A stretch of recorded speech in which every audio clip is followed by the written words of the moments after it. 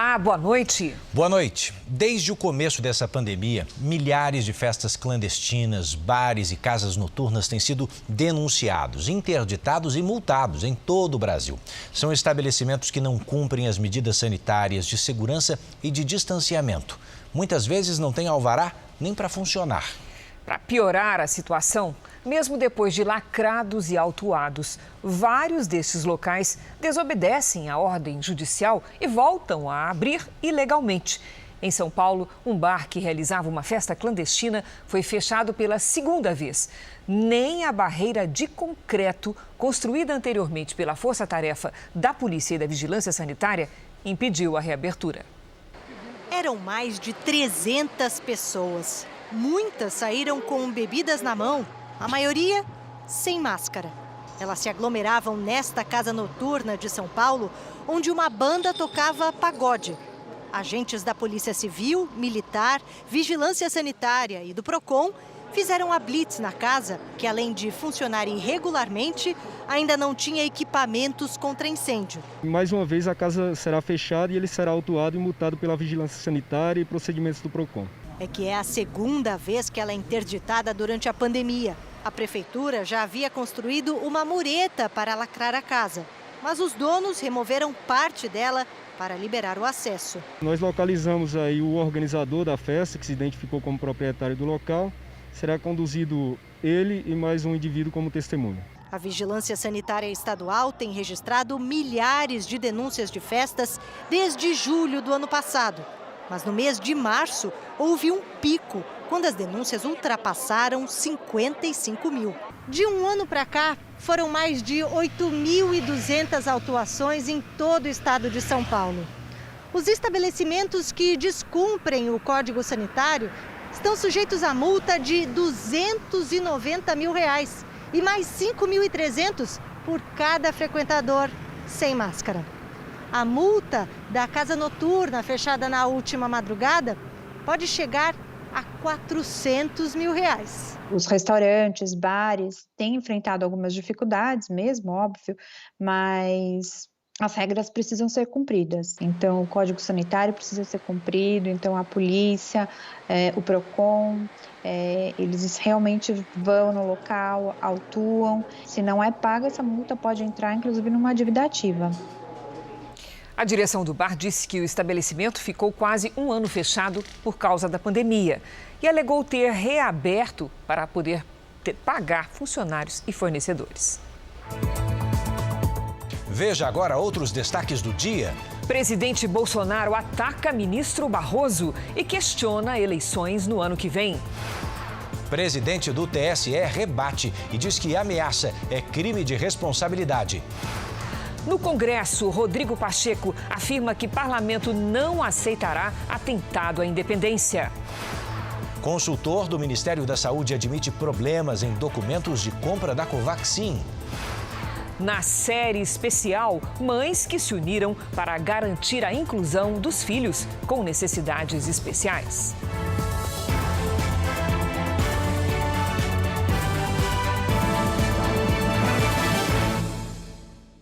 Oferecimento crédito imobiliário Bradesco. Taxa a partir de 3,95% ao ano.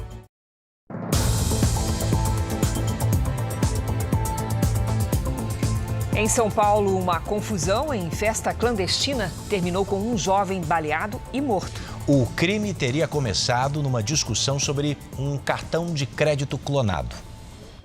No local do crime, comerciantes reclamam das aglomerações. Os bares ficaram abertos até às 9 horas, como o decreto determina.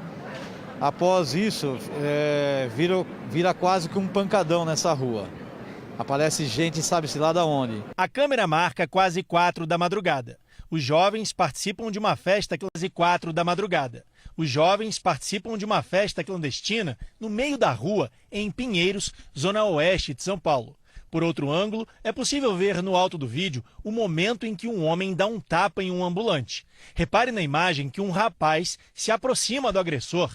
Este é Danilo Salgado Senra, de 23 anos. Ele também é agredido, 2 vezes. O atirador dispara para o alto e depois a queima-roupa no peito de Danilo, que cai. O assassino ainda chuta a vítima no chão antes de fugir. Danilo Senra foi levado para o hospital, mas não resistiu. A polícia investiga se a briga teria sido um acerto de contas depois que um cliente teve o cartão de crédito clonado por um ambulante. Os policiais suspeitam que a única testemunha ouvida até agora, um jovem que participava da festa, mentiu aqui na delegacia. Ele disse que o tiro teria sido aleatório, bem diferente do que as imagens revelaram. O jovem foi chamado para prestar um novo depoimento. Os investigadores conseguiram a imagem do rosto do suspeito. Segundo a polícia, é este homem que aparece do lado esquerdo da foto. Ele e o cúmplice foram flagrados quando chegavam na festa. A polícia vai usar um sistema de reconhecimento facial para tentar descobrir a identidade deles. A irmã da vítima prestou depoimento na delegacia, mas não gravou entrevista. O corpo de Danilo foi levado para o IML de São Paulo. Um casal pode ter ajudado o criminoso Lázaro Barbosa a se esconder durante 21 dias. Os dois que foram presos teriam espalhado pistas falsas para confundir a ação da polícia. O secretário de Segurança Pública de Goiás revelou detalhes das investigações do caso. Logo na primeira semana de buscas, um casal de traficantes foi preso. Eles estariam dando suporte na fuga do criminoso e tentando despistar a polícia com pistas falsas. O casal também forneceria drogas a Lázaro. Na investigação, descobrimos que tinha um traficante na região, que inclusive era amigo de infância dele, que tudo indicava que estava fornecendo drogas para ele por conta do trajeto que ele tomou. Além do casal, o fazendeiro Eumir Caetano também continua preso. A justiça aceitou a denúncia de que ele também teria ajudado Lázaro Barbosa. O fugitivo teria se escondido na fazenda de Eumir por pelo menos 5 dias, recebendo abrigo e alimentação. A polícia também suspeita que a mulher de Lázaro teria ajudado na fuga. No celular dela foram encontradas mensagens e ligações entre os dois. Houve alguma conversa no sentido de que elas queriam que o Lázaro tinha interesse em ver a filha, né, naquele momento ali. Mas em nenhum momento ocorreu essa visita. Se no início Lázaro era tratado como um assassino em série, hoje a polícia já tem convicção de que ele era um matador de aluguel, que agia a mando de uma organização criminosa da região. Agora, a investigação quer descobrir quem faz parte dessa quadrilha e quais crimes foram cometidos. A cidade do Rio de Janeiro ultrapassou a marca de 50% da população imunizada com a primeira dose da vacina contra a Covid. Isso se refletiu no número mais baixo de pacientes internados desde abril do ano passado. A queda nos números de novos casos, internações e mortes vem acontecendo neste momento em praticamente todos os estados. A notícia chega como alívio para quem já teve Covid e lutou por uma vaga no hospital. Bruno é caminhoneiro e teve que ir para outro município para conseguir atendimento. Não consegui vaga. Em 3 vezes eu não consegui vaga. Aí o meu tio que mora em Maricá me colocou no carro e falou, olha, vamos para Maricá, 120 quilômetros longe de casa, né? Então é bem complicado, mas graças a Deus salvei. Hoje a rede pública de saúde do Rio tem 629 pacientes internados, o menor número desde abril do ano passado. A redução nas internações se repete pelo país. O monitoramento dos pesquisadores da Fundação Oswaldo Cruz mostrou que entre os dias 20 de junho e 3 de julho, somente o estado de Roraima apresentou a taxa de ocupação superior a 90%. E pela primeira vez no ano, não houve aumento no número de mortes em todos os estados. Pesquisadores atribuem a trégua no sistema de saúde ao avanço da vacinação.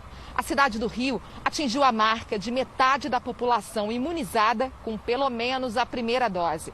Quase 3.300.000 cariocas. Mas especialistas dizem que ainda não é o momento de relaxar.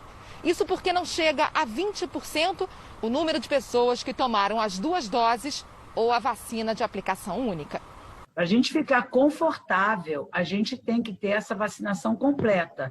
Para a gente ter o que se pensa em imunidade de rebanho, você precisa ter 70% da população vacinada. Nesta sexta-feira, a Prefeitura do Rio de Janeiro prorrogou as medidas de restrição até o dia 26 de julho, mas autorizou a presença de público na final da Copa América, no estádio do Maracanã. 10% da capacidade do estádio, que é de 78 mil pessoas. Os convidados deverão apresentar teste negativo para a Covid. Hoje, 9 de julho, é feriado em São Paulo e pelas novas regras de flexibilização do governo do estado, bares e restaurantes podem ficar abertos até às 11 da noite. As mudanças animaram quem enfrenta há tempos os prejuízos da pandemia. O feriadão em São Paulo chegou com uma novidade para a Carla. O restaurante dela agora pode oferecer mais mesas. E isso vai gerar mais oportunidades de emprego. Hoje nós estamos com 4 contratados e 4 temporários. Por causa da ampliação do horário, a gente vai ter necessidade de ter mais funcionários trabalhando. Começaram a valer hoje as novas regras para bares, restaurantes e serviços no estado de São Paulo. A ocupação foi ampliada de 40% para 60% da capacidade total. E o horário de atendimento ao público foi estendido das 9 para as 11 da noite. Contratar temporários está na lista de prioridades de estabelecimentos que demitiram funcionários durante a pandemia e agora, com a flexibilização das regras, precisam repor o quadro com rapidez. A estimativa é que nos próximos 3 meses, 630 mil pessoas sejam empregadas dessa forma em todo o Brasil. Segundo semestre, nós estamos sentindo de que vem aí a retomada da turma do serviço. É a primeira vez, sim, que os serviços nesta época de pandemia, desde o ano de 2020, que serviços crescem mais rápido que a indústria. A flexibilização das regras também pode impactar imediatamente no faturamento dos negócios. O crescimento previsto é de 30% para quem serve almoço. Com o horário estendido para um jantar mais tranquilo, até às 11 da noite, os ganhos podem dobrar. Quem é do setor já visualiza um segundo semestre mais promissor. Se nós conseguirmos ampliar essa campanha da vacinação, manter um mínimo de cuidado, de distanciamento, evitar aglomerações, então poderemos voltar à sociedade normal. E aí os estabelecimentos voltarão à normalidade. Mas a luta vai continuar, enfim, mas nós com certeza venceremos.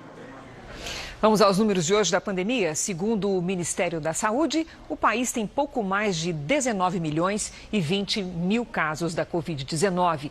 São mais de 531 mil mortos. Foram 1.509 registros de mortes nas últimas 24 horas. Também entre ontem e hoje, mais de 56 mil pessoas se recuperaram. E no total, já são mais de 17 milhões 479 mil pacientes curados e pouco mais de 1 milhão seguem em acompanhamento. E olha, aqui começou hoje em Ribeirão Preto, interior de São Paulo, a avaliação dos voluntários que vão receber a Butanvac, ainda em fase de testes. 6 voluntários que devem receber as doses da Butanvac nos próximos dias começaram a fazer avaliações de saúde. Mais 400 pessoas inscritas serão convocadas. Nessa etapa é avaliada a segurança e a quantidade de vacina a ser aplicada. A segunda fase dos estudos deve começar em 3 semanas em Ribeirão Preto e em São Paulo, com mais de 5 mil voluntários. Nessa nova etapa será feita a comparação com outros imunizantes. Os Estados Unidos e a Colômbia vão enviar policiais federais ao Haiti. A intenção é ajudar na investigação sobre a morte do presidente do país. Segundo as autoridades haitianas, 26 colombianos, parte deles militares da reserva, e 2 americanos de origem haitiana estão entre os executores do presidente Jovenel Moïse. A Casa Branca informou que agentes do FBI e oficiais do Departamento de Segurança Nacional vão viajar ao Haiti o mais rápido possível. 17 pessoas estão presas por suposta participação no assassinato. 3 morreram e 8 suspeitos estão foragidos. Ainda não há informação sobre os mandantes da execução. Você vai ver a seguir, presidente Bolsonaro questiona eleições e é rebatido por autoridades da Justiça e do Congresso. E na nossa série, as mães que se uniram para garantir aos filhos com necessidades especiais o direito de brincar.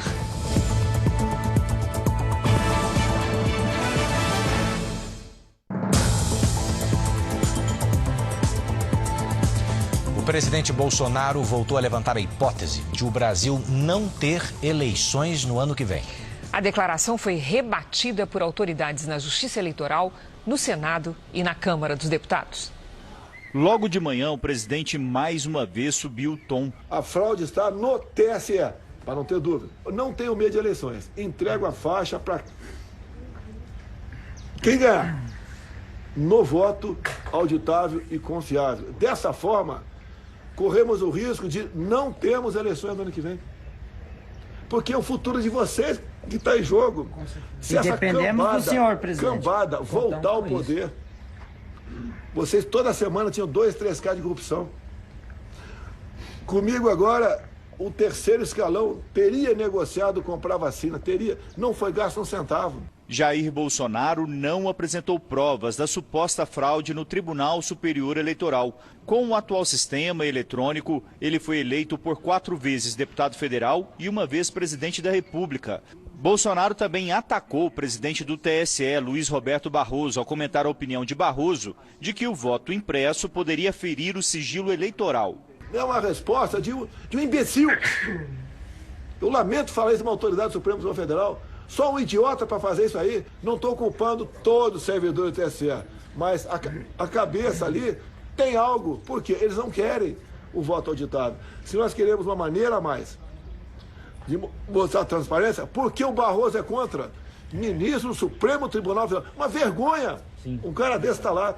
Em nota, o presidente do Tribunal Superior Eleitoral, ministro Luiz Roberto Barroso, enfatizou que desde a implantação das urnas eletrônicas em 1996, nunca foi documentada qualquer fraude e destacou que a realização de eleições na data prevista na Constituição é pressuposto do regime democrático e qualquer atuação no sentido de impedir a sua ocorrência viola princípios constitucionais e configura crime de responsabilidade.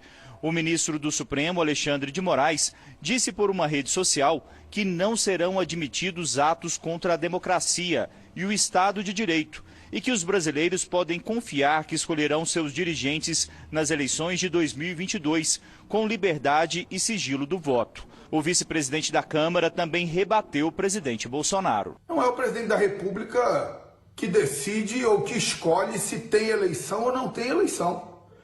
Quem decide se tem e quando tem eleição é a Constituição Federal. E quando o presidente da República afronta essa Constituição Federal, colocando em xeque a realização das eleições, não é dado ao Poder Legislativo, ao Poder Judiciário ou às Forças Armadas escolher de que lado ficar.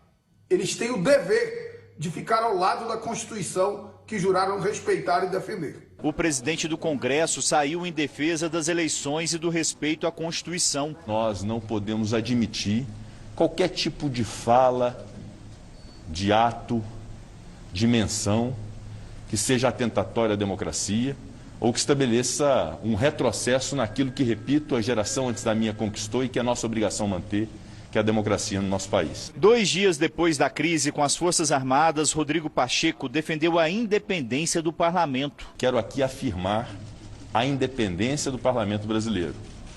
A independência do Congresso Nacional, composto por suas 2 casas, o Senado Federal e a Câmara dos Deputados, que não admitirá qualquer atentado a esta sua independência e, sobretudo, as prerrogativas dos parlamentares, de palavras, opiniões e votos.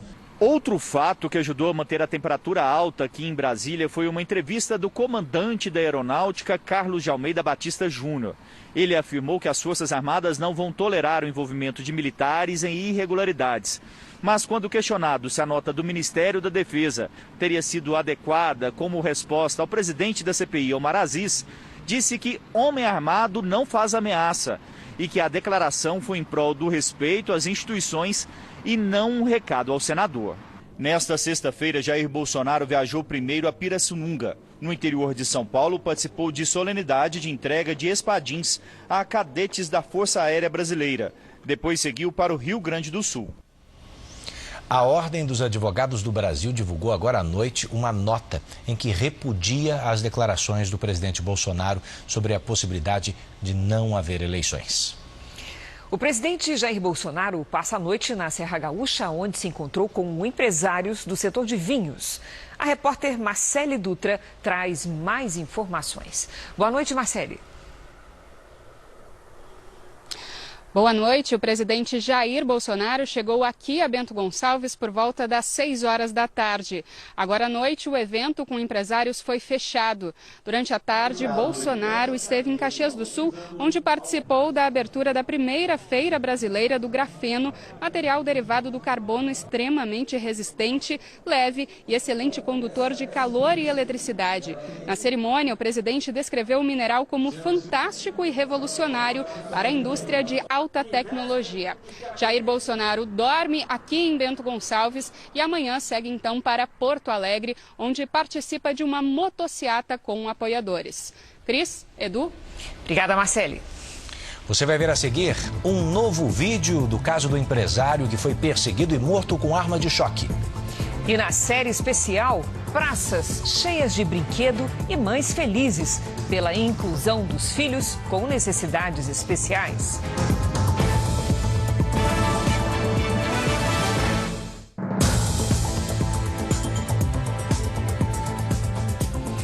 O novo circuito de segurança flagrou 6 viaturas da Polícia Militar na porta da casa do empresário que morreu após ser atingido por armas de choque durante uma abordagem em São Paulo. Você viu ontem essa história aqui no JR. Agora a investigação quer apurar o que os policiais estavam querendo com o empresário pouco antes dele morrer.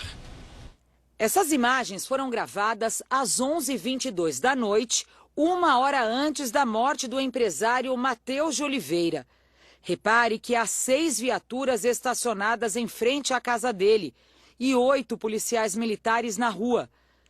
A viúva do empresário afirma que o marido havia acabado de chegar em casa e que ele pode ter sido seguido pelos PMs.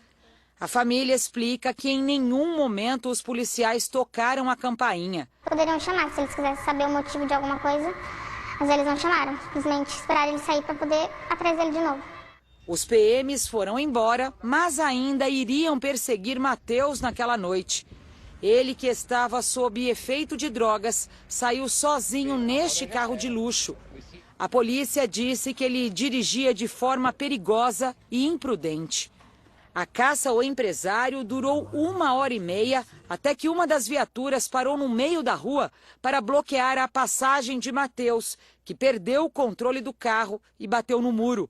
São pelo menos 18 PMs envolvidos na ocorrência. Com medo, Matheus teria se trancado no carro e sido retirado à força do veículo. Os PMs disseram na delegacia que efetuaram 3 disparos de arma de choque para imobilizá-lo. O empresário sofreu uma parada cardíaca e morreu. Em nenhum momento os policiais declararam no boletim de ocorrência que 1 hora antes dos disparos com as armas de choque, eles estiveram na casa do empresário. Foi aberto um inquérito para apurar a ação dos PMs e o que eles foram fazer na casa do homem. Nós temos um homicídio que precisa ser apurado por possíveis excessos cometidos durante a perseguição e a abordagem policial. Nós precisamos de uma apuração, inclusive se essa morte não foi planejada, não foi premeditada, não foi uma queima de arquivo. A Polícia Militar disse em nota que o empresário estava visivelmente exaltado e agrediu os policiais com socos e chutes. A PM informou ainda que nos últimos 2 anos, em 97% das ocorrências com arma de choque, o agressor foi contido sem morte. Mais de 600 postos de combustíveis foram multados e 7 pessoas presas depois de uma operação em todo o país. 3 em cada 10 locais fiscalizados tinham algum tipo de problema. A ação aconteceu ao mesmo tempo em todos os 26 estados do Brasil e no Distrito Federal. Policiais civis, militares, fiscais do Inmetro e agentes federais vistoriaram 1.755 postos. No Paraná, testes foram feitos para analisar a qualidade do combustível. Em Goiânia, bombas foram aferidas para saber se a quantidade marcada no contador era igual à que estava saindo nas mangueiras. O mesmo aconteceu em Rondônia. Em Pernambuco, esse posto teve as bombas lacradas. De todos os postos fiscalizados, 641, o equivalente a 36,5%, apresentaram alguma irregularidade e os donos foram autuados. 305 com bombas irregulares. Durante a operação, 7 pessoas foram presas, sendo 6 em flagrante por adulteração na qualidade do combustível. A ação também tem como objetivo fiscalizar crimes administrativos e financeiros, principalmente a sonegação fiscal. A operação obedece ao decreto assinado pelo presidente Jair Bolsonaro em fevereiro e o de Minas e Energia ficam responsáveis em garantir a qualidade do combustível aos consumidores. Notícia super relevante: uma pesquisa publicada esta semana encontrou pela primeira vez certas características genéticas que aumentam a chance de uma pessoa ter a forma grave da Covid-19. Esse é um caminho para o desenvolvimento de novas drogas para o tratamento da doença. E como o Brasil participa do estudo, alguns desses remédios podem ser feitos sob medida para a população do nosso país. Dentro de casa, a família sempre conviveu sem máscaras. Pai, mãe e filho tiveram a doença de forma totalmente diversa. Só o Eduardo foi internado, passou 12 dias na UTI. A minha recuperação poderia ser considerada um milagre, porque eu cheguei com 70 pontos de complicação nos pulmões. Eu não tive tanta tosse e fraqueza assim. E o Alejandro, os sintomas dele também foram bem diferentes. Ele teve um pouco de febre só, tosse e um pouquinho de dor de garganta. Por que a Covid afeta as pessoas de maneira tão distinta? Um estudo genético feito com 49 mil pacientes e 3 mil cientistas de 19 países, inclusive do Brasil, começou a desvendar este mistério. Trabalhando com dados estatísticos, os pesquisadores encontraram 13 regiões do genoma que podem influenciar o risco de infecção e a gravidade do caso. O gene ABO, por exemplo, que determina o grupo sanguíneo, aumenta em até 12% o risco de pegar Covid.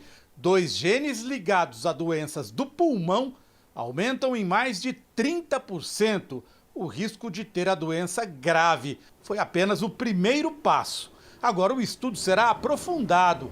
O objetivo? Conseguir drogas que acertem o vírus da Covid bem no alvo. À medida que a gente começa a entender esse quebra-cabeça de uma forma melhor, a gente tem como precisamente utilizar a droga A para o indivíduo A, a droga B para o indivíduo B. Nós estamos melhorando, então, a possibilidade de intervenções, ou com drogas novas, ou com reposicionamento de drogas existentes que nem eram pensadas ou não são pensadas para esse fim.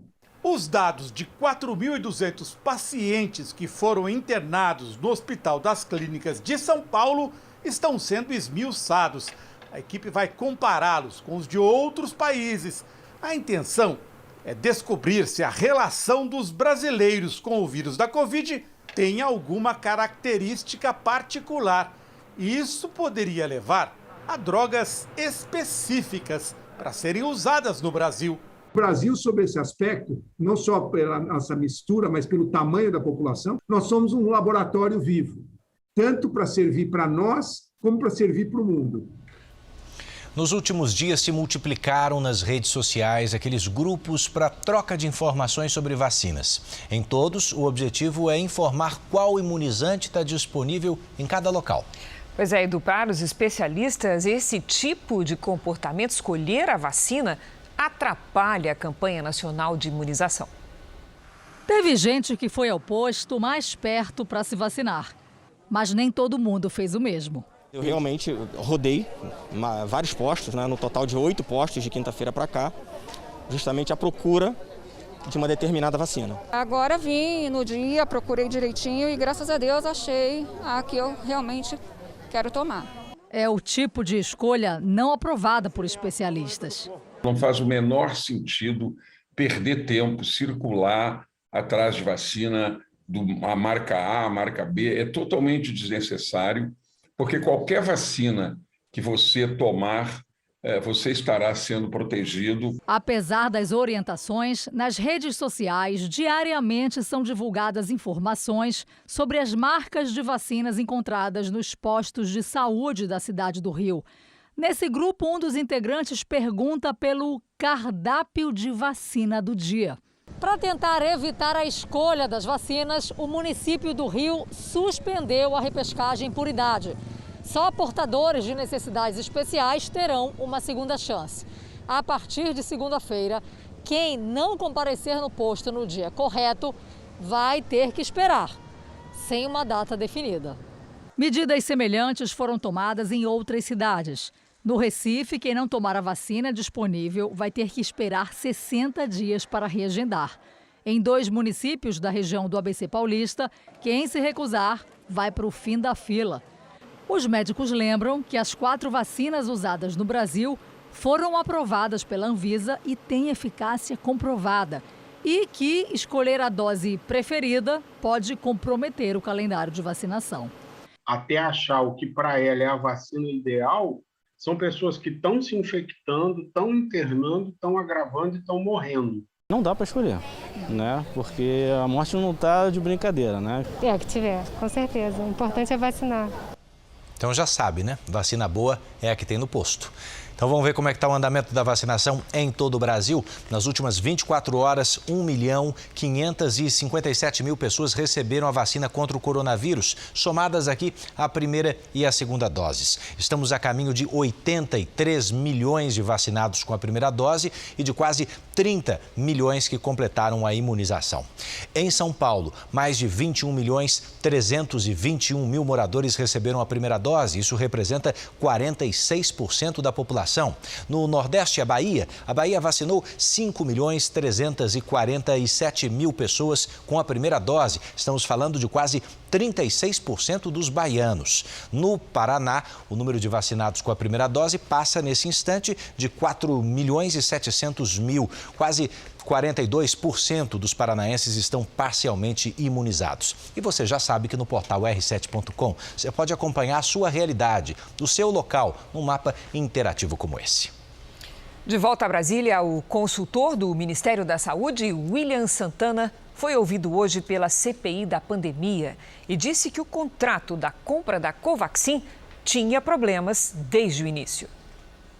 William Santana é contratado pela Organização Pan-Americana de Saúde e presta serviços no mesmo setor que Luiz Ricardo Miranda, que denunciou irregularidades no contrato pela primeira vez. Ele confirmou as pressões que Luiz Ricardo teria recebido para aprovar a compra e os problemas nas notas fiscais de importação. As 2 primeiras apontavam pagamento antecipado, o que não estava previsto no contrato. E a terceira, a definitiva, manteve frete marítimo em vez de aéreo e incluía o frete e o seguro da mercadoria no valor total. Ele diz que tentou corrigir as irregularidades. Eu pedi para que ele ficasse discriminado e separado, que é para ficar claro que na hora que você fosse fazer a somatória, este valor ele não poderia figurar no valor final da carga. $950 mil, $5 milhões. A última invoice ainda apresentava erros. A última invoice ainda apresentava um erro na somatória total. Queriam, diferentemente, receber do que estava no contrato. O nome disso não é erro, é golpe. Era o dinheiro que ia parar no paraíso fiscal para lavagem de dinheiro. O relator da CPI afirmou que o ministro-chefe da Secretaria-Geral da Presidência, Onyx Lorenzoni, exibiu um documento falso para rebater a primeira nota apresentada pelos irmãos Miranda. Eu peço a imediata convocação do ministro Onyx Lorenzoni para essa comissão, né, para que ele venha depor sobre um crime de falsidade ao exibir perante a nação, para confundir a investigação dessa comissão parlamentar de inquérito, um documento que sequer existe, falso. Portanto, a sua A sua presença nessa comissão é importantíssima. Na semana que vem, a CPI tem 4 depoimentos marcados de terça a sexta-feira. Mas na segunda, os senadores devem alterar o cronograma. A ideia é transferir o depoimento de sexta para a semana seguinte, o que pode atrasar a previsão de ouvir o líder do governo na Câmara, Ricardo Barros. O político, que seria o nome por trás de supostas irregularidades no Ministério da Saúde, quer antecipar o próprio depoimento. O presidente do Senado, Rodrigo Pacheco, confirmou que deve ler o requerimento de prorrogação da CPI da pandemia por mais 90 dias na semana que vem. Sobre as declarações do relator da CPI, nós procuramos a Secretaria-Geral da Presidência, mas não obtivemos resposta. O Ministério Público Federal pediu cooperação jurídica ao governo da Índia para investigar denúncias de irregularidades na compra da vacina Covaxin. Então vamos a Brasília com Clébio Cavagnoli, que tem aqui os detalhes. Clébio, boa noite para você. Edu, boa noite a você, a Cris e a todos. No documento a que tivemos acesso, os procuradores pedem contratos e correspondências mantidas entre o governo brasileiro e o laboratório indiano Bharat, o fabricante da Covaxin. O Ministério Público afirmou que possui investigação sobre possíveis condutas ilícitas de agentes públicos brasileiros e intermediários brasileiros privados. Vamos ver agora alguns detalhes. O texto fala em possíveis práticas de crimes licitatórios envolvendo contratação realizada pelo Ministério da Saúde e também em possível ocorrência de corrupção. Também aparecem as expressões indícios de superfaturamento e relacionamentos suspeitos. O Ministério Público nota a extrema celeridade do processo de contratação da empresa Precisa. Bom, os procuradores deixaram claro que o laboratório Bharat não é investigado no caso. Aqui no Brasil, a Polícia Federal também abriu inquérito para apurar essas possíveis irregularidades. Volto com vocês, Edu e Cris. Obrigado, Clébio. Hora de quê? Hora de conhecer os destaques do próximo Domingo Espetacular. Exclusivo. Investigação federal revela a venda de crianças na internet. O Domingo Espetacular se infiltra em grupos onde os bebês são negociados pelas próprias mães. E mostra a história da mulher que teria vendido o filho para estrangeiros em uma rede social. Imagens inéditas mostram a ação dos assaltantes no interior de São Paulo. E a perícia descobre que a munição usada pertencia às forças de segurança, como os projéteis do Exército, da Aeronáutica e da Polícia foram parar nas mãos dos criminosos. Justiça define quem vai cuidar do inventário de Aguinaldo Timóteo. A irmã do cantor e o advogado de Aguinaldo disputavam o controle do processo. A casa onde ele vivia, no Rio de Janeiro, pôde ser reaberta e a filha que Timóteo adotou tem uma nova tutora. A nova fase de Paulo Ricardo. Simplicidade. O essencial. E as velhas polêmicas do roqueiro. Afinal, o ex-vocalista do RPM pode ou não cantar as músicas que o transformaram em um astro? É neste Domingo Espetacular, logo depois do Canta Comigo. Até lá! Não dá para perder. Vamos dar um pulinho em Santa Catarina? Porque a temporada das baleias começou com boas notícias lá no litoral do estado. Vamos ao vivo a Florianópolis, onde está o nosso colega, o repórter André Rode. Boa noite, André. Boa noite, Cris, Edu. Durante um sobrevoo de helicóptero pelo litoral catarinense, foram avistadas 29 baleias. O monitoramento foi feito numa faixa da costa que vai de Florianópolis até a divisa com o Rio Grande do Sul. Os biólogos encontraram 21 baleias da espécie franca, que todo ano aparecem aqui nesta época para dar à luz. Também foram avistadas 8 baleias jubarte, que são mais comuns nos estados do Espírito Santo e na Bahia. A temporada das baleias aqui em Santa Catarina vai até novembro. Cris, Edu. Que imagens e que privilégio, André. Obrigada, boa noite.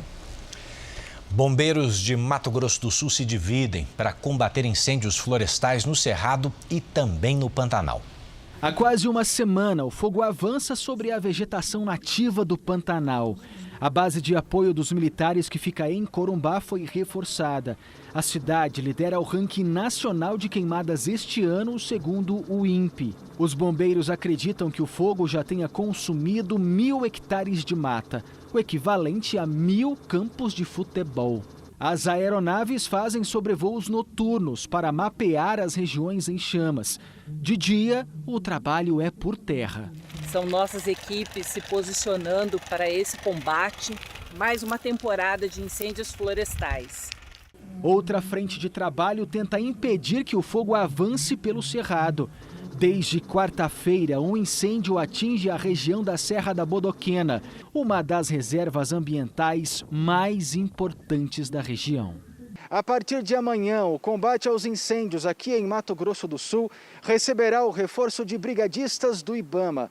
A maior parte dos combatentes vai atuar na região do Pantanal, que chegou a registrar 42 novos focos de incêndio nas últimas 48 horas.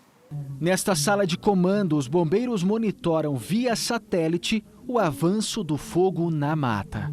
Então nós traçamos aqui com as informações, com os bancos de dados que nós temos e enviamos para as equipes. E aí elas conseguem, com a expertise e conhecimento que já tem da área, ver se é possível, se aquele é o melhor caminho mesmo para chegar ao local de combate.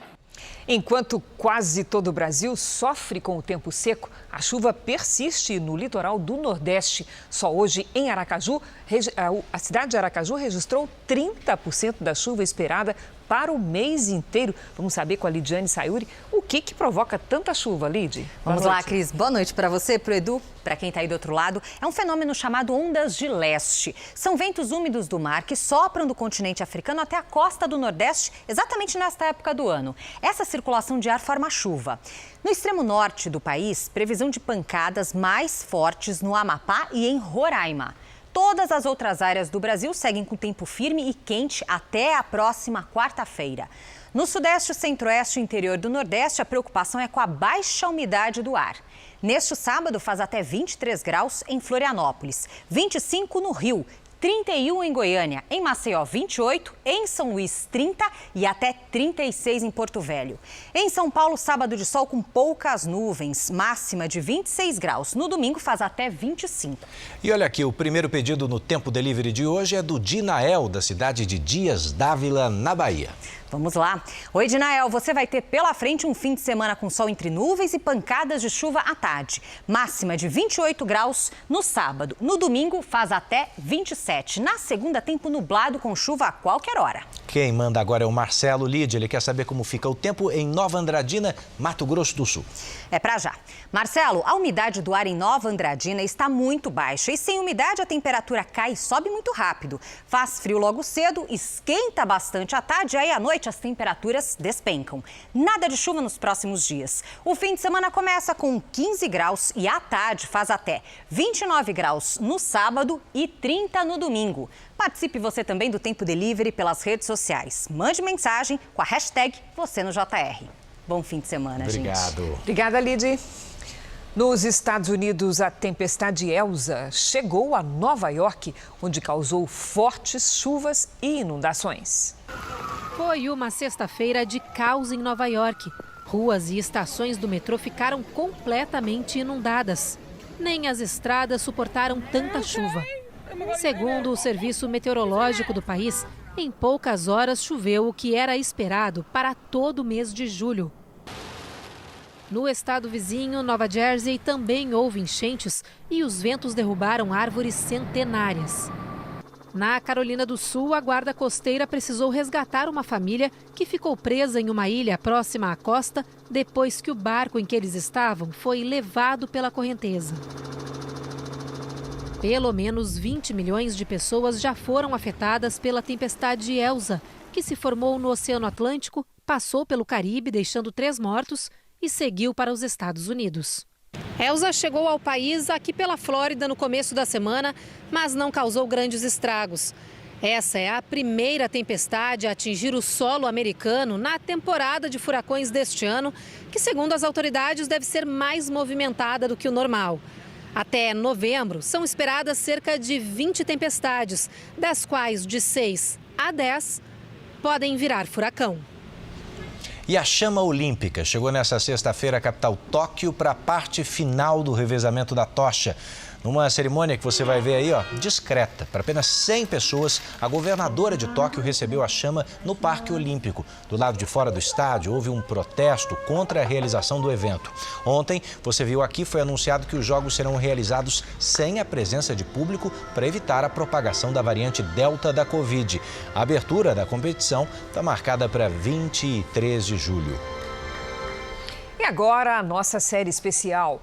No Rio de Janeiro, um grupo de mães se uniu para garantir a inclusão dos filhos com necessidades especiais. E olha que importante, isso está produzindo resultados animadores. Algumas praças da cidade ganharam brinquedos adaptados e as crianças puderam se divertir, como sempre sonharam. A mãe do Pedro, inclusive, não parou por aí. Criou uma oficina na própria casa para fazer cadeiras que pudessem dar mais segurança à garotada. Você já tinha ido a algum parque um dia que você queria brincar e não tinha espaço para cadeira no brinquedo? Já. E como é que foi? Foi muito, porque eu vi as crianças brincando e não podia entrar.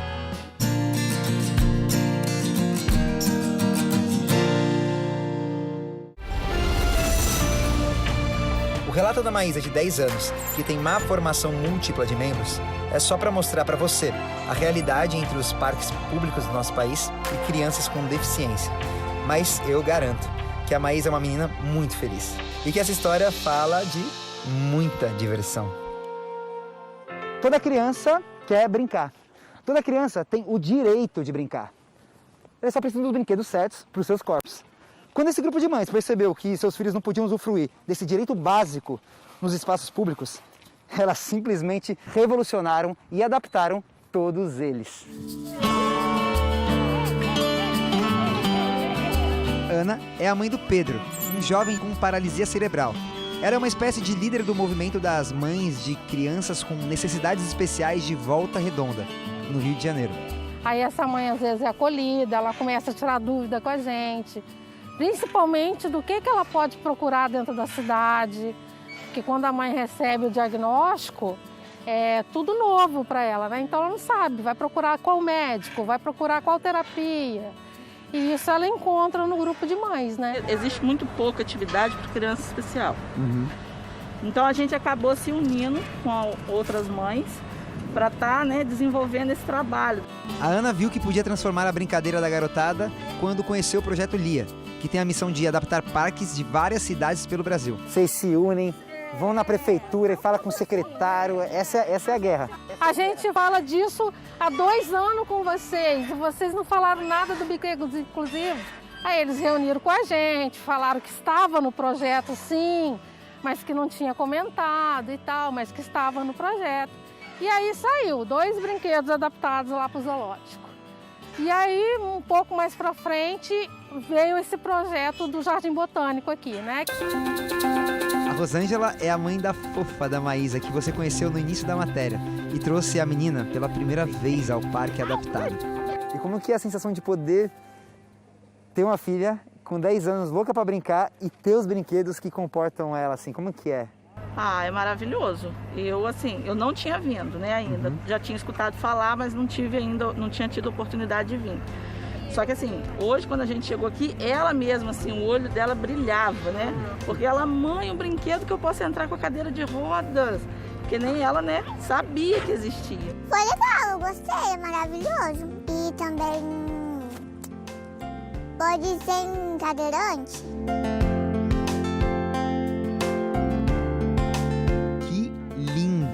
Agora, reparem nessa cadeira que a Maísa está sentada. Feita de canos PVC e plástico. Adaptação, sabe de quem? É ela mesma, a Ana. É um trabalho feito em PVC. Eu faço um curso com a neuroposturano. Foi uma coisa que eu vi assim na pandemia, no começo da pandemia. Eu falei assim, gente, eu preciso de um negócio desse aqui para a cidade. Ela almoça, então assim, várias coisas, ela assiste televisão, ela faz dever, tudo com essa cadeira. É uma cadeira que vale por 10. Mas onde a Ana faz essas cadeiras para as crianças? Acreditem, ela criou uma oficina na casa dela, onde produz cadeiras de cano PVC personalizadas. Ajuda de outros pais que ajudaram a ficar assim, entendeu? Eu falei assim, olha gente, eu vou precisar de uma oficina. E outros pais vieram aqui, uma mãe, um outro pai. A mãe tem um filho com paralisia também, com 17 anos. O pai tem um filho com autismo. E eles vieram junto comigo e montaram exatamente isso. E ela produz a cadeira de ponta a ponta. Fura o cano, parafusa, enfim, serviço feito com muito amor. Agora vamos pro parque brincar mais um pouco? E os pais das crianças que nunca precisaram de adaptação aos brinquedos? Eles perceberam que finalmente agora a diversão está completa. Isso é mostrar que a inclusão é muito importante para o ser humano. Todos nascem crianças e todos têm que viver como criança. E aqui está mais uma prova de que todos devemos compartilhar desse momento. E olha que incrível, na brincadeira, a Maís e o Pedro vão ficando mais independentes. Quando você inclui crianças na hora de brincar, você as estimula a sonhar. Afinal, o que são os sonhos se não a criativa brincadeira da mente em produzir imagens que a gente um dia pode materializar? E qual que é o seu maior sonho? Meu maior sonho é se tornar professora. Sério? Você quer dar aula de quê? De matemática, ciências, português, essas coisas. Sonhe muito, Maísa. E brinque muito também. Pra você de casa, beijos nos corações. Gratidão.